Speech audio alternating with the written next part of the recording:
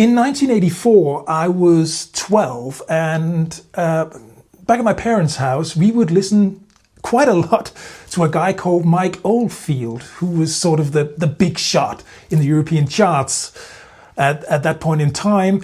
Moonlight Shadow and To France were sort of like massive hits. And in the fall of 1984, Mike Oldfield would go on tour to support the release of his recent album, Discovery, which I found recently here in Munich in a vintage record store. This album, Discovery, was the first Mike Oldfield album that I personally bought years later, but my parents already had it when I was 12.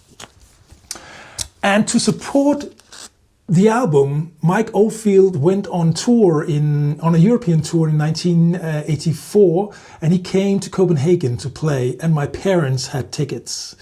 Now, on the day, my mom got sick and couldn't attend the concert, so I got the ticket and thus got my very first international rock concert experience. I had been to concerts prior to this, but this was the first huge international name that I got to go to. And obviously it was mesmerizing. It was a fantastic experience. The lineup included super drummer Simon Phillips, who was touring and recording with Mike Oldfield at the time. And it was just a superb experience.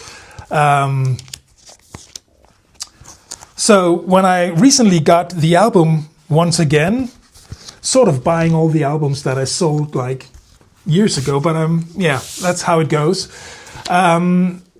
Opening up the inner sleeve and once again reading the sleeve notes, who's playing along, who's producing, pictures. And here you can see the tour back then that I got to see. Fantastic. My favorite song on the album is The Lake. It's not a song, actually. It's an instrumental piece. But yeah, that's kind of Mike Oldfield's thing on many of his albums. Most of his albums, actually. He's got long instrumental pieces. But here in the early 80s, he did write very popish music. He had some massive pop hits. And To France from this album is one of them.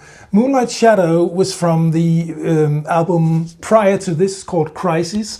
I'm going to talk about that album later on in this series.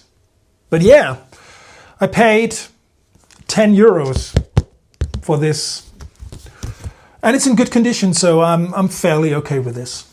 Yeah, Mike Oldfield. Have you had a Mike Oldfield experience? Please do comment down below if you've had a Mike Oldfield experience, either from the 80s, 70s maybe. He broke through with Tubular Bells in the early 70s. I don't have that album, but yeah, talk about it, comment, please do, and give a subscription and give a like.